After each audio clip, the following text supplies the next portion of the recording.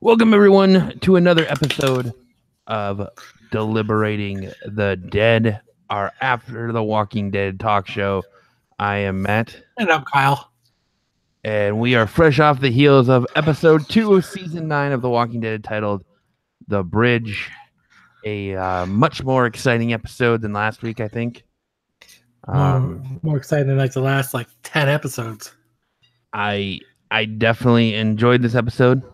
I did as well. I think that this episode started, like I said, last week's season premiere should have started with Rick sitting down and having a conversation with Negan and telling Negan what's been going on.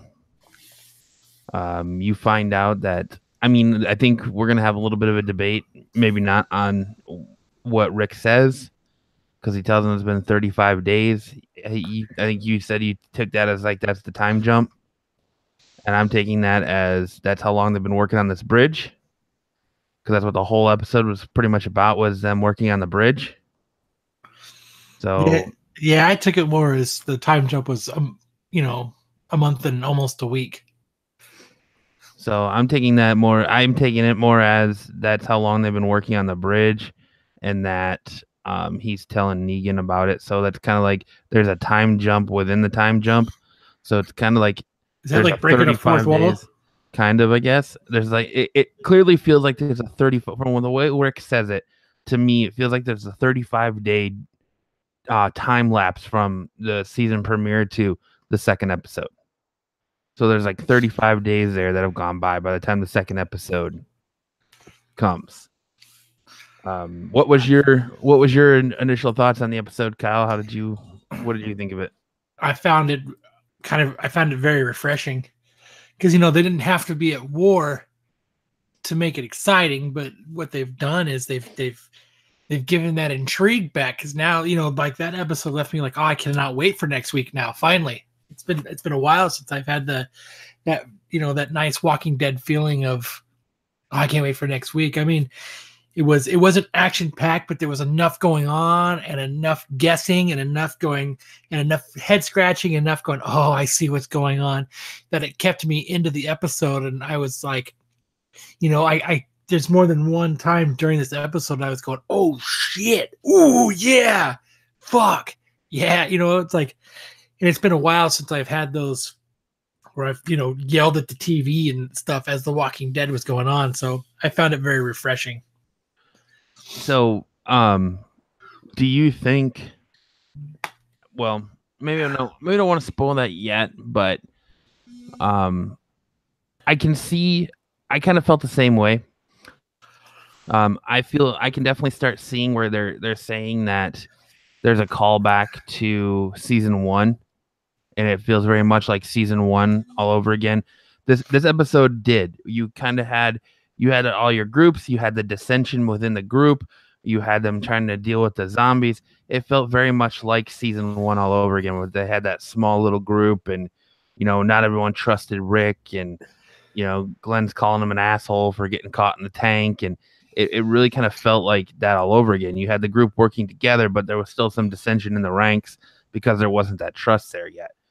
I really enjoyed the episode. I really enjoyed seeing the dissension in the groups. I absolutely, hands down, love the way they're introducing the Whisperers, though. I fucking love it. Yeah, they're introducing it as the Savior's breaking off and disappearing, and you could tell they're fighting, and they found a new society to join. Because what's his name at the end? Or the Whisperers are killing him. But I think they're not killing him because, oh, you know what? I think he just saw their face on someone else's face. Now I get what you're saying. Yeah. So, you know what I mean? So when at the end, God, I don't remember the guy's name. I only know him as Karen's boyfriend from Shameless. Like, they're not throwing him in your face being like, oh, here's the Whisperers. They are slow burning him in.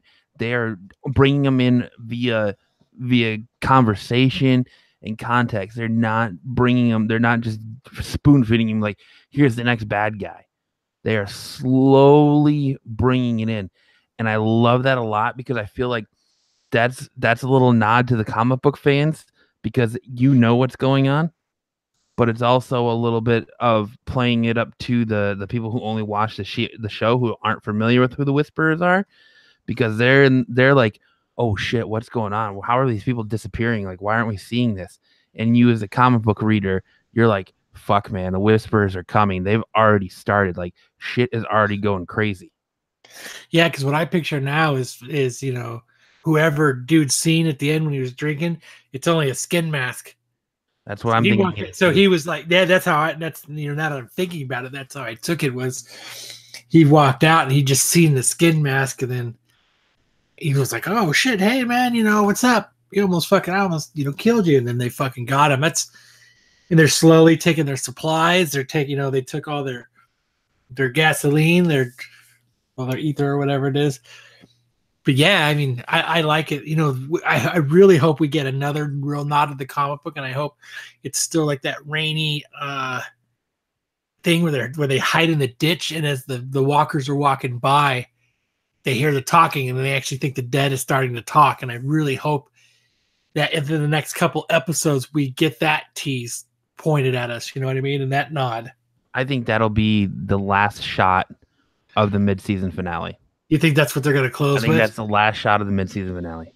Which would be a great season. That would be a great mid-season finale. But like I said, I absolutely love the way they're doing that. And going back to what I was saying, it's even a callback to the dissension to season 1, because you have that dissension between Rick and Daryl. Because remember, season 1, Daryl didn't really trust Rick because he was a cop, and him and his brother always had issues with cops. So, there's not that trust isn't exactly on level playing ground right now with Rick and Daryl.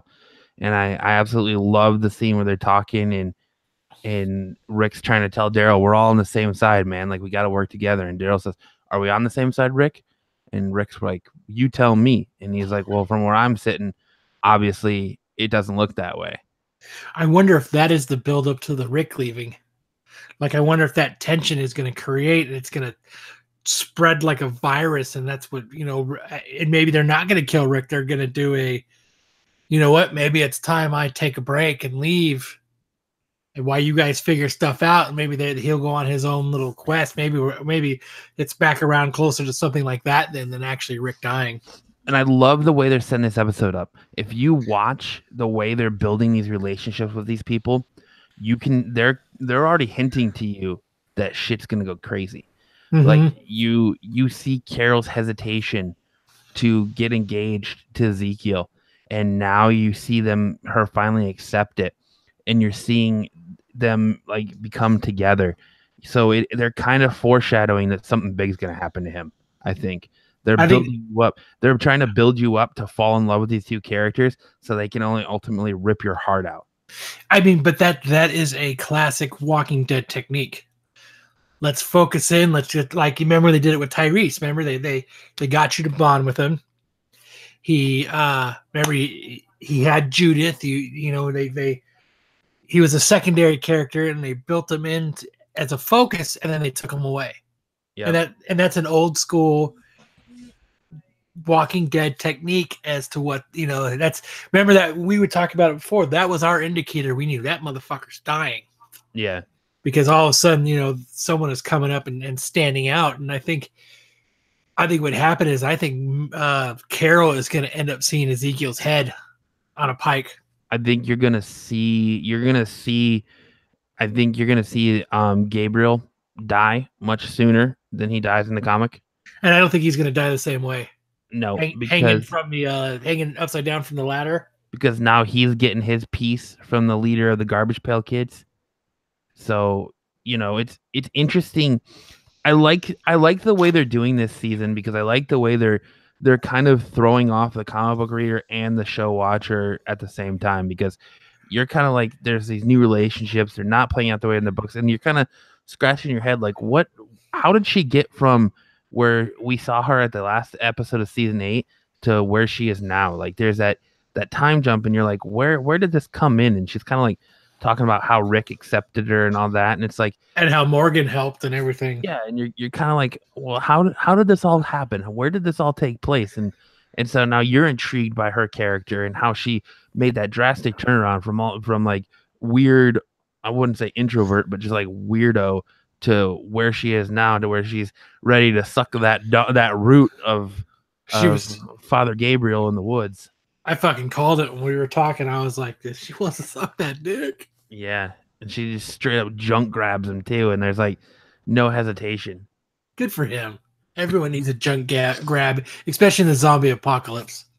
And that's a nice change too. It's nice to see a female being the aggressor on a relationship in the show rather than the dudes being that, you know? Yeah. So I think they're actually building her up to die too. You think so? Yeah. I think look, I mean, I don't want to spoil it for anyone who hasn't read the books, but I'm going to. Sorry. Fucking do it. Fast forward. But I think this is what I think. I think you're going to get Rick is going to send a party out. Okay.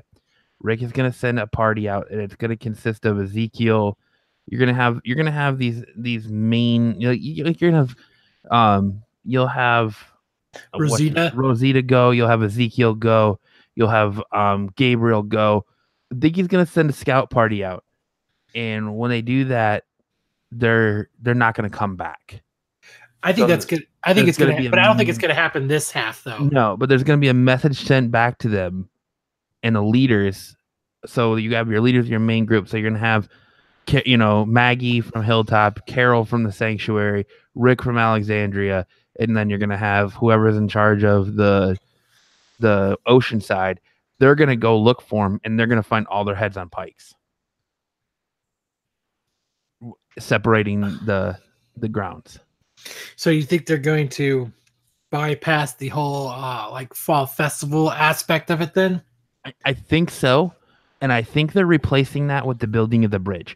I think the building of the bridge is what's going to set the game into motion of them, the Whisperers, sending their message of this is our land, this is our area, stay the fuck out. Because I think that they're going to just bypass the fall festival and the bridge, because obviously I think they destroyed the bridge in the first place. And by Rick rebuilding it, they're going to look at that as like an act of war or aggression. And they're going to place that warning of this is our area, stay the fuck out. I wonder what the helicopter has to play with all of this. That's the one thing that is throwing me for a loop, because the helicopter is not in the comics. It's only in the show. It crossed over. Wasn't it even in Fear the Walking Dead at one point? Uh-huh. And in The Walking Dead. And wherever it's coming from, that means they have a lot of supplies. Right. And they have a lot more, and they must be very well established, even more. Like whoever's got this helicopter must not have gone to war with other communities or found like a Negan type, because something like that would set them back to the point of a helicopter. You know what I mean? Like, I mean, it could be the inclusion of the Commonwealth, but I still, because there's so many characters they got to add before they join the Commonwealth. Like, you got to get Princess, you got to get Magda and her group. We know that they're coming this season. Yeah. But I just think there's so much more before they add the Commonwealth.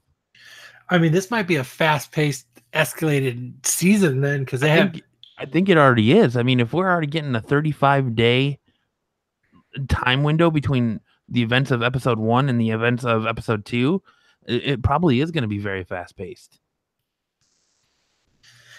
Which I think is going to be a good thing, since they slowed All Out War so far down. I think having it faster paced like this is going to, I think it's really going to help fans of The Walking Dead come back in at more of a full throttle than I've just been doing it, so I'm going to keep watching kind of thing. I think that fast pace is what's going to bring people back in. And I mean, we already saw The Walking Dead is taking a hit at numbers. Last week's season premiere was the lowest rated season premiere for The Walking Dead. So, but it's still the number 1 show on TV, even with the low rating. So I don't know what's going on with that. I think people are going to find themselves back, and I think this season's going to bring a lot of them back. I think word of mouth will spread on. I think you're exactly right. Word of mouth is going to spread it, and everyone is going to start coming back to the show. I wouldn't be surprised if next week's episode. I wouldn't be surprised if there's a small increase in this episode, and then a bigger increase in episode 3. So we saw tonight they were, like I said, I love the way they're introducing the Whispers, and we saw everyone coming together to build this bridge, and we saw, them using the call signs on the radios to try and drive the herds away, and when they're trying to get, the second person to sound the siren, they don't answer, and so something's going on. And they're giving it to you, but they're not feeding it to you. They're not feeding you, oh, this is the new bad guys. This is the new Whisperers, And so they're kind of treating everyone to, to something here. Because if you're a fan of the show only, you're like, oh man, this is awesome. Like, what's going on? And if you're a fan of the comic books, you're like, oh shit, they're coming. Yeah. And they're coming in a more badass way than they did in the comic book. Like there's still something to be said with the way Alpha shows up in the comic book, where she just rolls into the fair and she's like, "I've already infiltrated you. You're fucked." And she's talking to people there, I think just the way they're doing the show, they're gonna make it an even more badass entrance, and they've kind of already started. And I really, there's another nod of the comics I really get to hope we get to see is when Rick is talking to Alpha and they're on top of that building, and she's like, "Look at my people." And it's just that huge sea of walkers. Of walkers. I really hope they include that also. And I mean, I loved you see, just like I said, the tension between the groups, and when the little kid Henry is giving water out on the bridge, and the troublemaker savior, we'll just call him the douchebag savior, like takes the water from him and pushes him, and then Henry takes him out. Like, I thought that was really cool. Yeah, that kid's got 0 fucks to give. He's a little badass. And then, him and Daryl going at it over and over again. And then I really liked the scene at the lumberyard. Oh, with the rolling logs? Yeah, with the rolling logs, and when they're taking out the walkers, I thought it was really, really well done. It didn't look cheesy or stupid. Yeah, I mean, it was exciting. Aaron, spoiler alert, Aaron got his arm crushed. I made the observation in the chat. I want to hear what you say. Did we just witness The Walking Dead establishing their new Rick Grimes? I think so. And I think they finally get to play it in that, because they couldn't do it before because somebody, Daryl's brother had lost his hand and part of his arm when he was handcuffed, so they could never give that nod to Rick when he finally met the governor. So I think they waited it out and they kept it, and I think what's happening now is that's the nod to that. And then when Rick leaves, I believe that he will be the one that takes over, and then that's you're gonna see that, you're gonna see that Rick character again without an arm, with the prosthetic on, which I think will actually be kind of cool. So yeah, you get to see Aaron. He gets crushed by a log. Daryl, along with the help of the other saviors that are still there, managed to get him out, but his arm is just torn to shreds. Yeah, it's fucking mangled.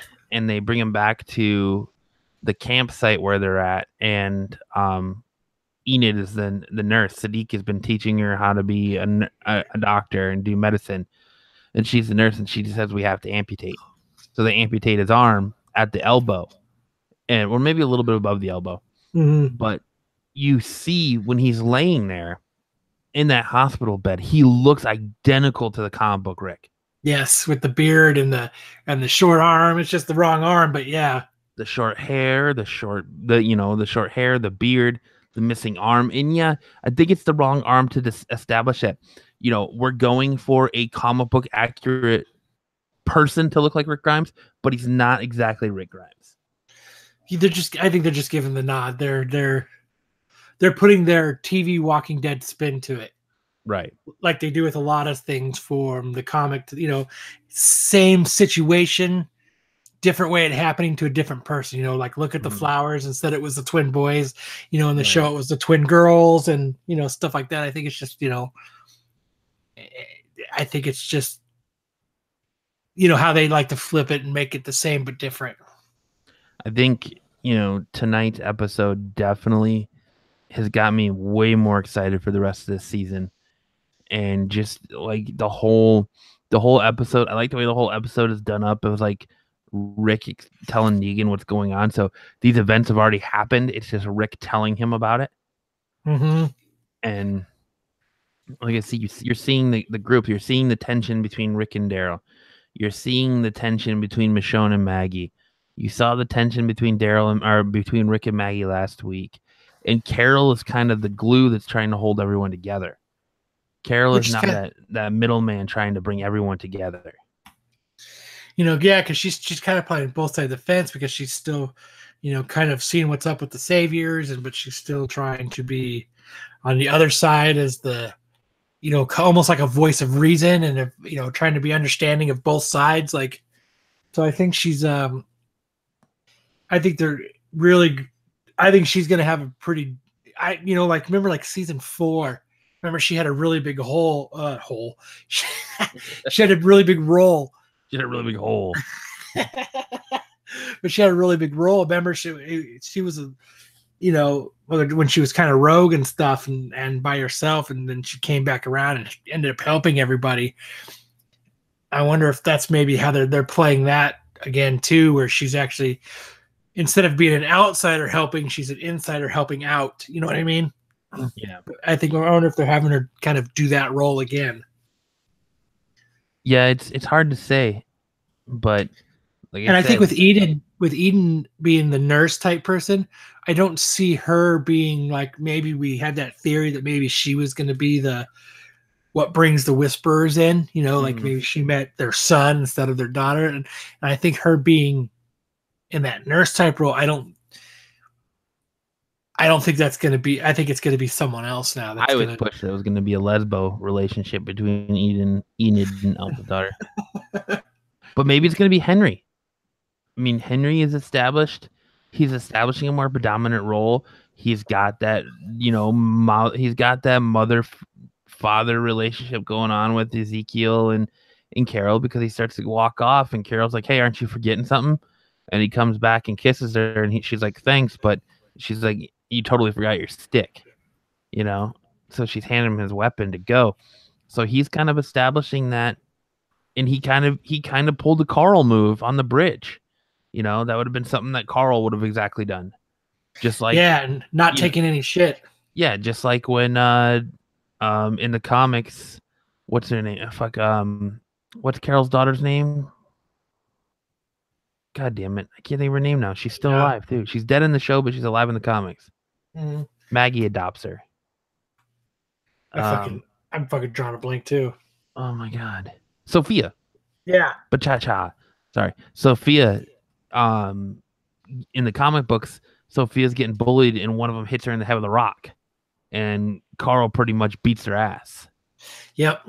And then, you know, so I think that's kind of like, you know, that's kind of like the power baller move, is instead of that, they're having this little boy step up and stick up for himself. Henry step up. Yeah, thank you. Step up and stick up for himself on the bridge against these grown men, which, you know, I think they're kind of establishing that more. And I think maybe it's going to be Henry. I have a feeling that maybe, just maybe, it's Henry. And instead of her being older, she's actually going to be younger, like closer to Henry's age, and she's still gonna play that spy role and then change her mind.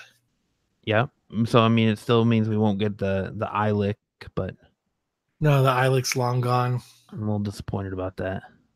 So what do you think, Rick talking to Negan like that and letting him actually know that, hey, we can fucking do this without you? I don't think he's bragging, but I think he's just letting him know that, you know what, your way was wrong and we are establishing a better way of living. Yeah. And Negan's still like, I don't give a fuck. It's you just said it. But I mean, it's kind of cool having the Rick Negan heart to heart. I think it works pretty good with the show. He tells them, you know, that you're not really, you're just getting the world ready for me, you know. I think the more that plays out after the death of Carl, I think you have to look at season 8 a little bit differently. Yeah, we lost a lot of the relationship between Carl and Negan, and we lost a lot of the storyline going forward. But as this season's playing out, even after through 2 episodes, you're already starting to see last season kind of unravel and see where they're heading. You can kind of see where they're heading, and maybe it's not such a bad thing that they killed off Carl, because what you're missing from the comic book is a reason. Well, you had the reason. Okay, Rick left Negan alive in the comics to prove that we don't have to kill everybody. We don't have to be this. We can do what we need to do to establish a regular way of life. What they did by killing off Carl is they had Carl connected to Negan and Carl connected to Rick, and by writing those letters to Negan in that final scene, or one of the final scenes from the season 8 finale, where Rick is talking on the walkie-talkie to Negan about the letter and reading him the letter that Carl left for him, and Negan kind of says, like, this is your fault. It in a way connects them. Mm-hmm. And so now you're establishing, you see why Rick is keeping Negan alive in the show. He's doing it out of the memory of Carl, and that they're connected through Carl.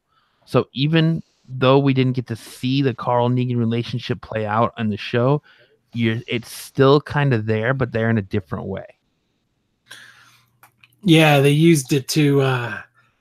They're using the Carl letters and the Carl connection to Negan and everything, and to connect Rick to Negan to be able to do these talks. Well, not just that, but they're establishing that relationship, that bond, in the memory of Carl, as why Rick is keeping Negan alive. Yeah. Why Negan is still around, and why he's filling Negan in on the changes that are going through, because that was what Carl wanted. That was the whole purpose of the dream that Carl was having. That was the whole purpose of all of it, is for them all to come together. And that's what Rick is trying to establish, but Negan can't be running free. So he's still trying to keep Negan in the loop out of the memory of Carl, because that's what Carl's wishes were. That's what Carl wanted, but he's doing it in a different way. Yeah. So I think it's really cool that to me, it's really cool now that it's all playing out, and so us as fans, we jump to conclusions, and yeah, we motherfucked Scott Gimple to death when he killed off Carl and damned him to hell. But now that it's playing out a little bit more, I'm really interested in it. I mean, I'm interested because it's a different take, and they have to go in a different direction. And they have to do things differently to get to that same outcome that they could have had with Carl in there as a streamline. Yeah. So, I mean, I think now that it's playing out like that, I'm interested in seeing where it goes. But I mean, it's a different take, though, because yeah, I see now where he's coming from, where he's saying, when we had to establish for the viewer why Rick is keeping this guy alive. Why is he doing this? Why is he doing what he's doing? And to be grieving and to honor the memory of his son is kind of what I am getting from it. And especially when, like it was Coral's last wish. So he's right, providing one of Coral's last wishes. Yeah. And especially when, I love that you still call him Coral. Especially when that's his name. Establishing, like, when Negan says, something about Carl, and Rick says, "Don't you fucking say his name. Don't you ever speak his name." So he must not be named. I'm interested to see where they're going. Like, and that's what I love about The Walking Dead, and that's some of my favorite episodes, is when you see more character growth along with some action. So, like, you got a lot of character growth in the first half, and then you got the action with the lumber scene, and then it was just like the lumber yard was like pulling that loose thread on your shirt, and then everything just starts unraveling.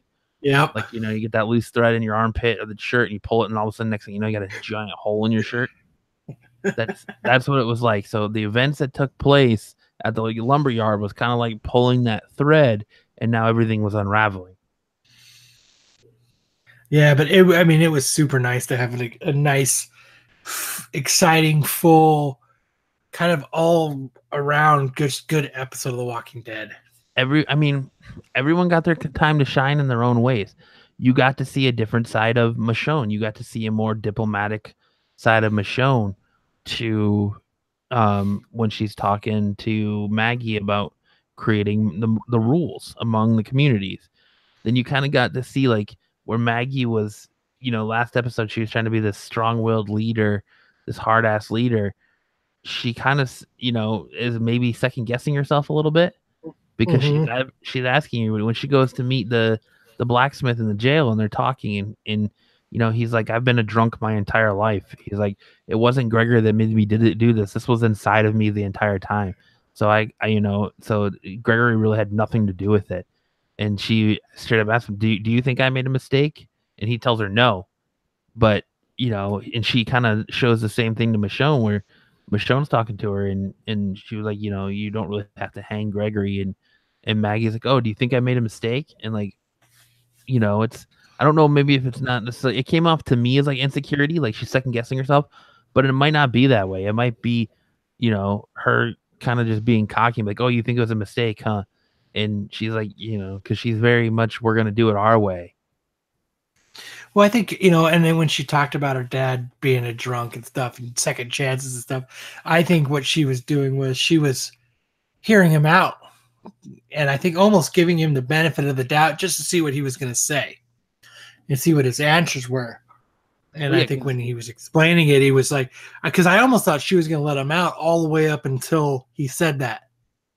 Like, I was like, you know what? I bet you she's going to let him out. She's going to let him out. And then he said that. And I said, she ain't fucking letting him out. Well, she did. But she did.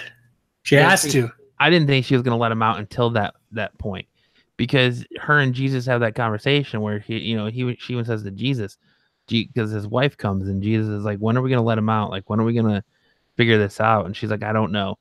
And he was like, maybe you need to hear it, why he did it, and hear it from a different perspective. And so she goes and talks to him, and then he explains that whole drunk thing, and he makes that connection that it was her. That was her dad. Like, that was her dad. Yep. And he came back from the brink. So, maybe someone just needs to give him an opportunity to try and do the same thing. And by letting him come back and be the blacksmith and working underneath, underneath supervision, that's the opportunity he gets. And it'll be interesting to see if maybe Henry decides that he wants to go. It could be that after Ezekiel dies, Henry decides that he doesn't want to be at the kingdom anymore, and he goes to Hilltop and starts to apprentice under the blacksmith. I was just gonna say that. I was waiting for you to finish so I could say, who do you think is gonna be the apprentice? Do you think it's gonna be Henry? So I think it could be Henry, or it could be someone completely different. But I see the way they're setting it up. I really see Henry taking over the role of Carl going forward. The Carl role becomes Henry. I think you're gonna see that because, if they're gonna establish Aaron as somewhat of the Rick Grimes role at Alexandria, and then you're gonna have, I think they're gonna divvy Rick's and Carl's storylines through other members of the cast, and I think that's what we're seeing now is they're establishing the new Rick Grimes and Aaron, and then they're kind of slowly breaking down that Henry might be taking over the role of Carl in the show. Yeah. I could see that. With Dwight gone, I think you'll have Dwight come back, and you're gonna have Dwight end up being, someone else's right-hand man at some point, or Dwight might be gone for good, and you still have Daryl as that character, but because they still kind of, like I said last week, given that Dwight storyline to Daryl where he was the leader of the Saviors, doesn't want to lead it anymore, so Carol took over. Yeah, it's not necessarily how it happened in the comic books, but Dwight was the leader and said, I can't lead these people, it needs to be somebody else, and he gave up the role, and someone else stepped up. Yeah. So I gotta ask though, after tonight's episode, Where do you see the rest of the season going? I think I see it going fast, and I see it going. I see it being a hectic season, which is going to be good. But I think there's going to be a lot going on. They're going to be introducing a lot to us, and I think they're going to be going very. I think this first half of this season is going to go very quick, because I think they have a lot to establish, and I think they're going to try to do it quicker instead of trying to drag it out for too long, because they got a lot of story to go. So I think it's going to be a hectic season. At least the first half is going to be hectic. And yeah, I agree. And I'm especially with the way they're introducing the Whisperers now, with the people missing and they're not really know what's going on. And I think you hit the nail right dead center on the fucking head with that dude at the end when Rick exiles him. Well, let's talk about that for a minute. And I know I'm all over the place. I need to be more formatted, more structured. We're not good at that. We'll never be good at that. But I like how that guy comes up to Rick and he's like, yo, I got your bitch, attacked me. And Rick's like, what? Excuse me? He's like, yeah, your bitch. You need to keep your bitch under control. And Rick just fucking goes like hardcore Rick on him. He goes Ricktatorship on his ass. Well, that guy really needed to be put in line, or he was just gonna. And Rick saw it. That guy was just gonna keep escalating. Yeah. If they didn't kick him out, or they were just gonna let it keep going the way it was, he was gonna keep pushing the envelope, and things were just gonna keep escalating until the point where it was either gonna be the Whisperers killing him, or it was gonna be Rick or Daryl. And Rick, Rick lays on the line. He's like, if you don't knock it off when I'm done with you, you're going to need more than stitches. And he was kind of like, well, yeah, whatever, bitch. He kind of pushed it off. And then Rick was like, get your shit. You're leaving in the morning. He's like, no, fuck you. I'm out now. And he left. And I love that that's the last shot of the episode is him walking down the road drinking. And you just see him and it's the camera. And he's like, oh, shit, what are you doing out here? And then he gets grabbed up.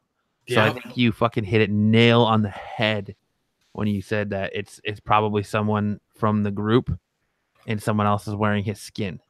Yeah. Because, at first I thought it was maybe they had rogued off, you know what I mean? And, but once, they killed him and I was like, you know what? It's gotta be, that's what it's gotta be. It's gotta be a skin mask. And it's dark and he just seen the outline of someone that he knew, but it wasn't. Which means I think we're going to see that dude again, and he's going to be a skin mask. Maybe. But I think you're right. I think it's going to be fast. I think things are going to escalate quickly. And, I'm still, with what's coming out, I don't think Rick dies. I don't know. I'm still so 50-50 on whether he dies or he lives. I don't think Maggie's going to die. I think she's going to leave and come back. Everyone is saying, all the stars are saying that his Andrew Lincoln's exit is good. It's befitting of the character. It meets his amount of time on The Walking Dead. But then there's people that, Andrew Lincoln says my time is Rick Grimes are far from over. This isn't my goodbye to the character. It's just like, I'll see you later type thing. I don't know. I don't know if they kill him off. I think something's gonna, what was it? I think Jeffrey D. Morgan said that his exit from the show is crazy and kind of trippy. So, or one of the other stars said that. I don't know. Stars are talking, but they're being real tight-lipped about. They're not saying he dies. They're just saying his final episode, his exit from the show. So they're not saying. There's not much being said.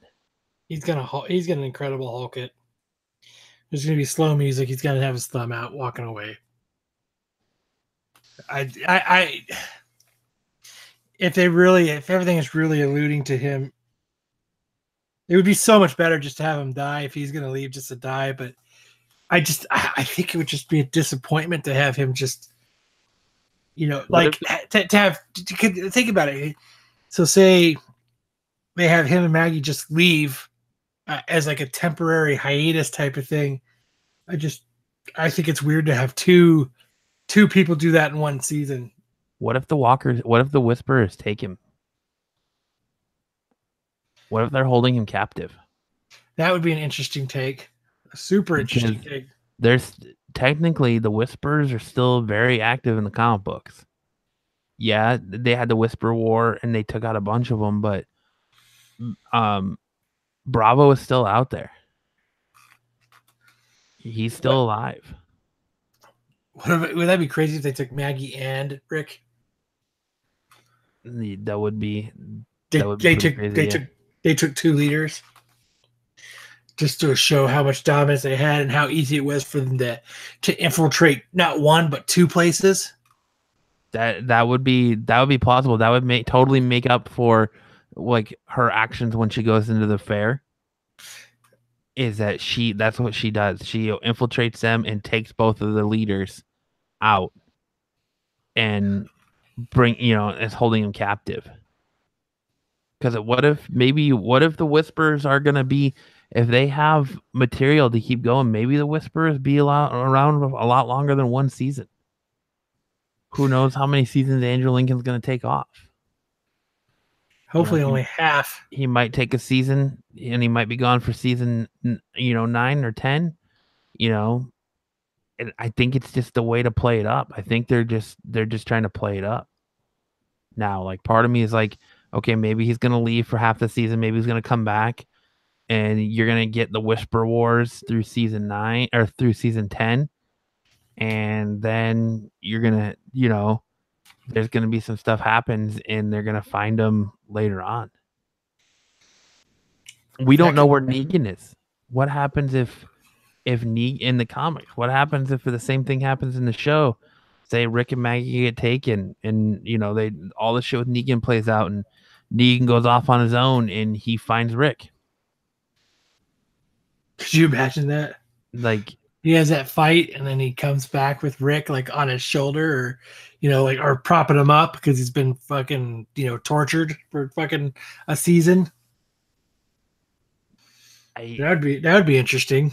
I mean, that's a good way to write him off the show, is that he gets captured by the Whispers, and then because then they can do it either way. Then if he doesn't decide to return, they can kill him, or if he decides to return, they can rescue him.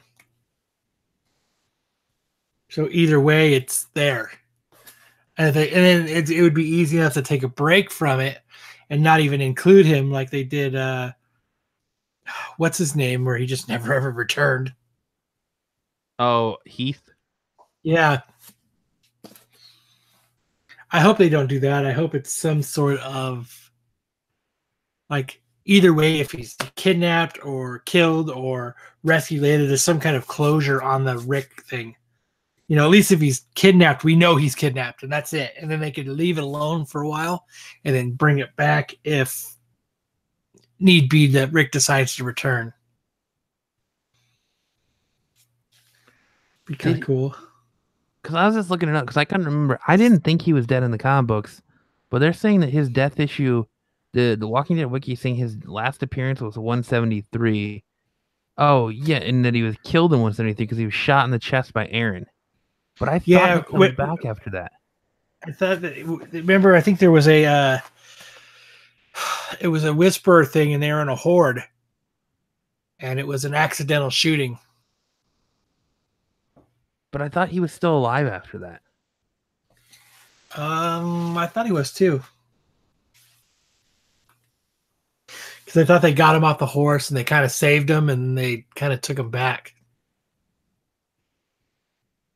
So it says that he was killed by Aaron while Beta is fighting against Jesus. Aaron shot him through the chest. I'll have to pull out my Walking Deads and look. Yeah. Because I don't think he's dead. Maybe he is dead, but I didn't think he was dead yet. So I remember he had lost his leg. Beta? No, not Beta. I thought you were talking about Heath. No. I'm talking about Beta. I don't think Beta's. I can't. No, they just never came back around to it. They've just never explained it again. He just hasn't been there. I'll have to relook because I mean that's getting way into the thick of it and like jumping forward a lot. I'll have to relook tonight. Um, but I can't like the Walking Dead wiki says he's dead, so I thought he was still alive, and they were regrouping. Yeah, that's how I had taken it too, Beta. I don't know. I should just fucking pull up my Walking Dead books right now and look. Right. I don't, because we're like, oh, we're the most knowledgeable dudes about the Walking Dead, and then we can't fucking remember something as pivotal as this. Yeah, but how long ago was that? Let me pull them out. Let's see what it's been a minute since that, issue 173. So I mean, it's hard every little tiny thing that happens in a comic book. Thankfully, my Walking Dead books are very accessible, so let me pull them out here. Which I guess is a good time to talk about our giveaway then, right? While you're doing that. Yeah, we can definitely do that if you want to fill the people in about the giveaway while I pull this out. So to everybody out there, what we're doing is we're going to be doing a couple giveaways. So what we're going to be doing is over the next couple episodes, especially the next episode, a week from, or this Friday coming up. So everybody who's super active with us, we're going to put your name in a drawing. And what I've done is we've bought some of these Walking Dead grab bag comics. So what we're doing is the more active you guys are, put your name in a drawing, and what we'll do is we'll pick some names, and what we'll do is we'll send you some of these Walking Dead blind bags. So, YouTube, resharing, just start getting active with us, and that Oh, is that how you wanted to do it? Well, they're gonna, whoever comments on YouTube as we're, the more interactive you are on YouTube, starts resharing it, right? And that's what we're gonna do. We're gonna put your name into a drawing. Okay, we can do it like that. How are you gonna do it? That's how I took it. Oh, I thought we were just gonna do episode by episode. Gonna ask him to, if you're, in order to qualify for this, you have to subscribe to us. You have to subscribe to the YouTube page. You have to like the YouTube page, comment, and share it, and then we'll randomly put the comments through a random comment generator on Google, and it'll pick the winner, and the winner will get one of the black grab bags for The Walking Dead. But we can do it both ways. I mean, we have a few of them to give away, right? Yeah.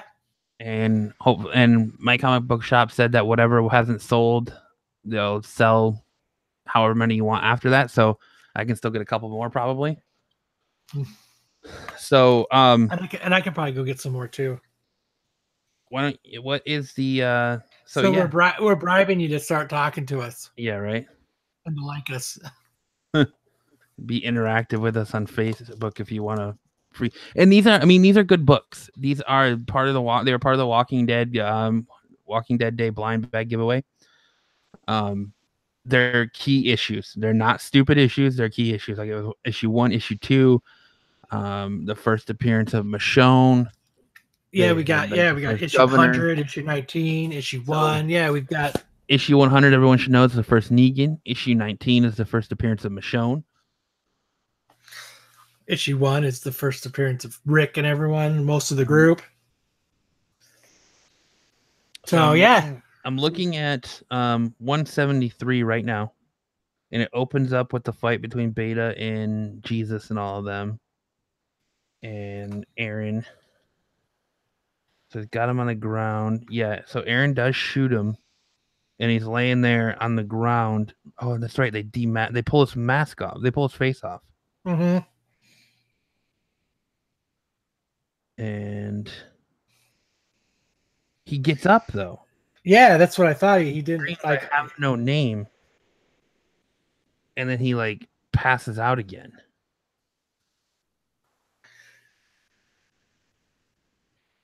Yeah, I don't think he. I mean, I guess if they're claiming he died. and then like it shows them walking away, and then it cuts away to them, and then he shoots another one through the head, throwing knives through him. So he's shooting the rest of them through the head, and then so that's 173. Maybe he is dead. I don't know. I didn't think he was. I thought I didn't think he was dead. Maybe he is. That's 173. Let me see 174. I grabbed 173 and 174, but I might have to go further.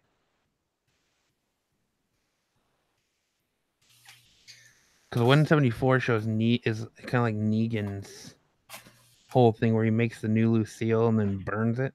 Yeah. And it's kind of his. I mean, that could be because that's where his big apology to Maggie issue, and then you haven't seen him since. So it doesn't come through 174. I don't know. I'll have to keep looking, and I'll update next episode. I'll pull out and I'll go through, and I'll update next episode whether he's still alive or not, because I can't find it. But I thought for sure that the Whispers show up and they pick him up and take him off. But like I said, I could be wrong. We've read a lot of comics since then. Yeah. I mean, they're on issue 180 something, and this was like, yeah, so this was a lot of issues ago. So it was at least a year ago. So, but yeah, so that'll be, well, I'll keep you guys posted on that, and we'll give our theory on that next week, I guess. But yeah, so we can do that. I mean, how do you definitely want to do the giveaway?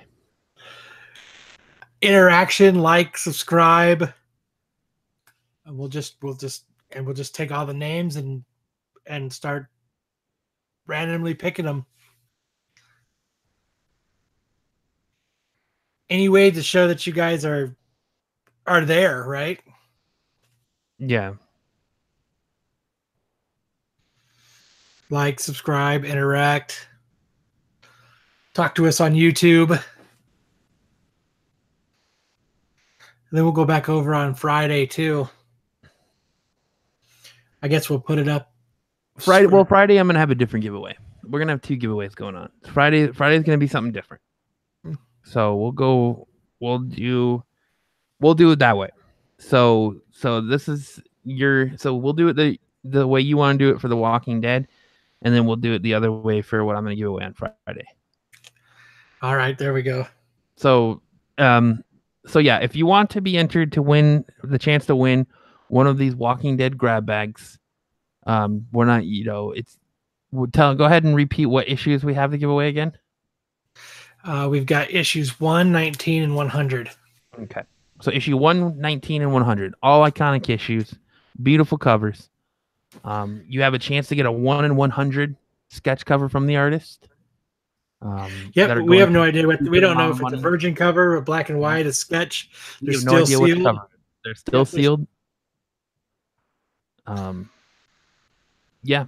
So, like Kyle said, go ahead and tell them what you want them to do one more time, Kyle.